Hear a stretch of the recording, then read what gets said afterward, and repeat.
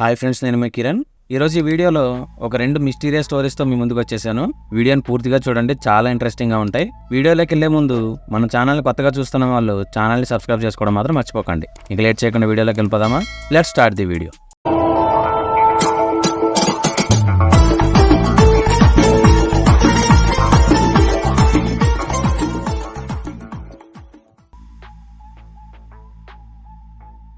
ఇప్పుడు నేను చెప్పబోయే మొదటి కథ చైనా దేశం రాజధాని అయిన బీజింగ్కు సంబంధించింది. 1995 సంవత్సరం నవంబర్ 14వ రోజున అర్ధరాత్రి సమయంలో బస్ నెంబర్ 375 బస్ టెర్మినల్ నుంచి ఫ్రాగ్రెంట్ హిల్స్ కు బయలుదేరింది. ఈ బస్సు ఫ్రాగ్రెంట్ హిల్స్ కు వెళ్లి ఆఖరి బస్సు. ఈ బస్సులో డ్రైవర్ మరియు లేడీ కండక్టర్ ఉన్నారు. చలి వల్ల ఆ రోజు గాలి బాగా వీస్తుంది. రోడ్డుపై వాహనాలు కూడా లేవు. కేవలం బస్సు నడుస్తున్న శబ్దం మాత్రమే వస్తుంది. ఈ బస్సులో ఒక ముసలావిడ, ఒక అబ్బాయి మరియు ఒక కపుల్ అంటే ఒక జంట ఎక్కుతారు. ఆ జంట డ్రైవర్ వెనకాల ఉండే సీట్లలో కూర్చున్నారు. ముసలావిడ, ఆ అబ్బాయి డ్రైవర్ కి యువతల వైపు కూర్చున్నారు. ముందు సీట్లో అబ్బాయి, వెనక సీట్లో ముసలావిడ కూర్చుంది. బస్సు ముందుకు కదిలింది. కాసేపు తర్వాత డ్రైవర్ కి 2 నీడలు కనిపించాయి.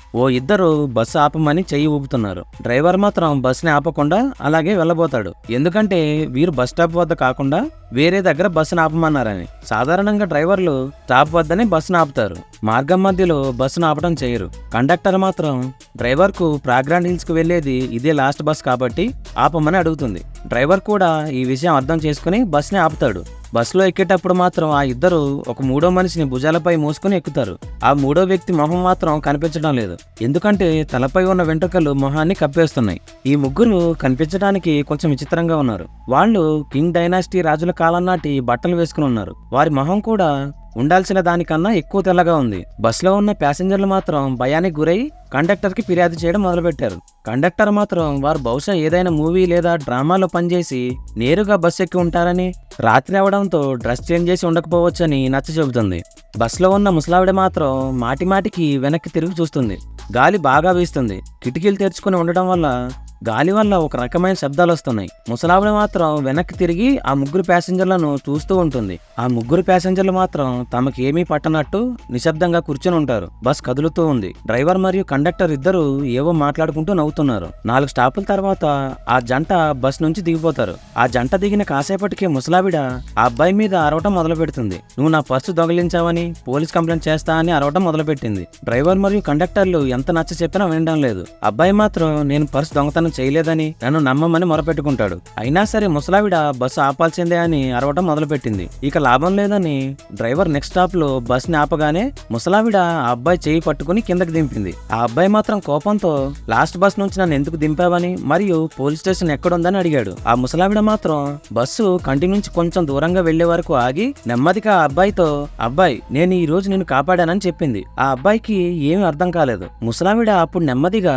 నువ్వు ఎలాంటి దొంగతనం చేయలేదు. బస్లో నేను వెనక్కి తిరిగి చూస్తున్నప్పుడు గాలి వల్ల ఆ ముగ్గురు వ్యక్తుల బట్టలు పక్కకు జరిగాయని, అప్పుడు వారికి కాళ్ళు లేని సంగతి నేను గమనించానని చెప్పింది. ఎవరికీ అనుమానం రాకుండా నిన్ను కిందకి దించడానికి దొంగతనం డ్రామా చేశానని చెప్పింది. ఆ ముగ్గురు వ్యక్తులు ఎక్కేటప్పుడు నడుచుకుంటూ ఎక్కారు, కానీ ముసలావిడ ప్రకారం వారికి కాళ్ళు లేవు. ముసలావిడ మరియు ఆ అబ్బాయి మా ప్రాణాలు మిగిలాయనుకుని పోలీస్ స్టేషన్ లో జరిగిన విషయం గురించి కంప్లైంట్ చేద్దామని వెళ్లారు. పోలీస్ స్టేషన్ కి వెళ్లి జరిగిందంతా చెప్పగా పోలీసులు మాత్రం వీళ్ళిద్దరు పిచ్చోళ్ళని పెద్దగా పట్టించుకోలేదు.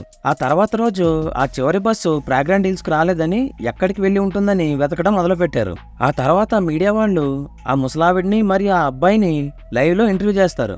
ఆ ఇద్దరు జరిగిందంతా పూసకొచ్చినట్లు చెప్తారు. 2 రోజులు గడిచిపోతాయి, అయినా ఆ బస్ ఆచూకీ మాత్రం ఎక్కడా లేదు. 3వ రోజు లాస్ట్ స్టాప్ కి 100 కిలోమీటర్ల దూరంలో మియోన్ రిజర్వాయర్ లో ఆ బస్సు ఆచూకీ దొరుకుతుంది. పోలీసులు 375 బస్ దగ్గరికి వెళ్లి చూస్తారు. అక్కడ మొత్తం 3 శవాలు కనిపిస్తాయి. ఈ కథలో మొత్తం 3 మిస్టరీలు ఉన్నాయి. ఆ రిజర్వాయర్ లో దొరికిన 3 శవాలలో ఒకటి డ్రైవర్, రెండోది కండక్టర్ మరియు ఆ 3వ వ్యక్తి ఎవరో తెలియాల్సి ఉంది. ఈ 3 శవాలు చాలా ఎక్కువగా కుళ్ళిపోయి ఉన్నాయి. పోస్ట్ మార్టం తర్వాత డాక్టర్లు చెప్పింది ఏంటంటే 2 రోజుల్లో అంతగా కుళ్ళిపోవడం సాధ్యం కాదు, ఎవరో కావాలని చేశారని చెప్పారు. డ్రైవర్ తన లాస్ట్ స్టాప్ కి వెళ్లకుండా 100 కిలోమీటర్లు ఎందుకు వెళ్లాడని ఆరా తీశారు. ఆ బస్సులో కేవలం లాస్ట్ స్టాప్ కి వెళ్లడానికి సరిపోయే పెట్రోల్ మాత్రమే ఉందని, 100 కిలోమీటర్లు ఎలా వెళ్ళిందని పెట్రోల్ ట్యాంక్ చెక్ చేయగా అందులో మొత్తం రక్తం ఉంది. ఇదంతా చూసిన పోలీసులు అసలు ఏం జరిగి ఉంటుందని సీసీటీవీ ఫుటేజ్ని చెక్ చేశారు. ఏ ఒక్క సీసీటీవీలో కూడా బస్సు కనిపించలేదు. ఈ 3 మిస్టరీలకు సంబంధించిన సమాధానాలు ఇప్పటికీ దొరకలేదు. ఈ ఇన్సిడెంట్ జరిగిన చాలా రోజుల వరకు కూడా ఆ దారిలో వెళ్లాలంటే మనుషులు చాలా భయపడేవారు. ఇప్పటికి కూడా ప్రజలు ఈ స్టోరీ గురించి చెప్పుకుంటూ ఉంటారు.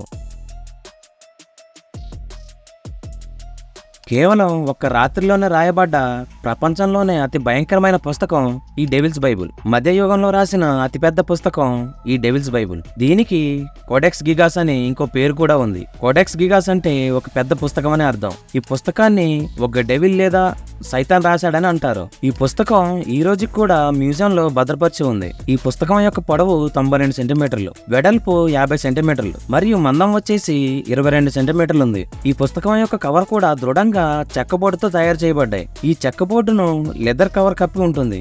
ఈ పుస్తకం యొక్క బరువు 75 కేజీలు. ఈ పుస్తకాన్ని ఎత్తాలంటే కనీసం 2 మనుషులు కావాలి. కాలక్రమేణా ఈ పుస్తకంలో కొన్ని పేజీలు చింపేయబడ్డాయి. ఎవరు చింపారు, ఎందుకు చింపారు అనేది ఎవరికీ తెలియదు. ప్రస్తుతం ఈ పుస్తకంలో 310 పేజీలు ఉన్నాయి. ఈ పుస్తకంలోని పేజీలు గాడిదల చర్మంతో చేయబడ్డాయి. ఈ పేజీల కోసం 160 గాడిదల చర్మాన్ని ఉపయోగించారని నిపుణులు అంచనా వేశారు. ఈ పుస్తకం రాయటానికి ఎరుపు, పసుపు, ఆకుపచ్చ, నీలం మరియు బంగారం లాంటి రంగులను ఉపయోగించారు. సాధారణంగా ఇలాంటి పుస్తకాన్ని రాయటానికి కనీసం 20 సంవత్సరాలు పడుతుంది.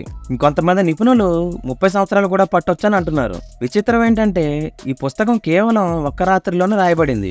ఈ పుస్తకంపై రీసెర్చ్ చేసిన వాళ్ళు మాత్రం ఈ పుస్తకాన్ని ఒక రాత్రిలో రాయడం సాధ్యం కాదని అన్నారు. ఈ పుస్తకంలో ఉన్న అక్షరాలు మరియు హ్యాండ్ రైటింగ్ మొదటి పేజీ నుంచి ఆఖరి పేజీ వరకు ఒకేలా ఉంటుంది. హ్యాండ్ రైటింగ్ ఒకటేలాగా ఉన్నప్పుడు కేవలం ఒకరే ఈ పుస్తకాన్ని రాసి ఉండాలి.